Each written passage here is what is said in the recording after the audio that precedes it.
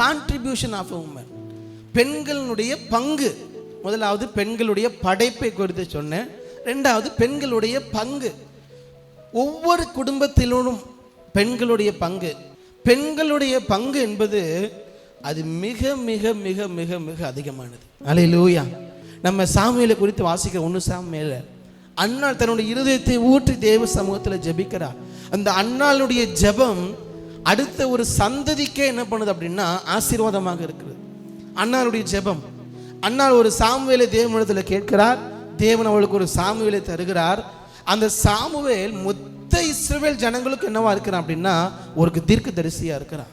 நல்லா யோசிச்சு பாருங்க. அப்ப அந்த தீர்க்கதரிசி எங்கே வருகிறான், வளர்ந்து தேவ சமூகத்தில் நிற்கிறான்னா அந்த அன்னாள் என்கிற ஒரு தாயினுடைய ஜெபம் எவ்வளவு முக்கியம், அவளுடைய கான்ட்ரிபியூஷன் எவ்வளவு முக்கியம் அந்த குடும்பத்தில். அதனால பெண்கள், அதனால அந்த கோர்ட்டில் கூட நான் போட்டிருந்தேன், ஜெபிக்கிற ஒரு பெண்ணை விட அழகானவர்கள் ஒவ்வொருவரும் இல்லை. உங்கள் குடும்பத்தில் நீங்கள் சாதாரணமாக நினைக்காதீங்க. அடுத்த சந்ததியை உருவாக்க வேண்டிய மிகப்பெரிய பொறுப்பு உங்கள் எல்லாருடைய கைகளில் இருக்குது.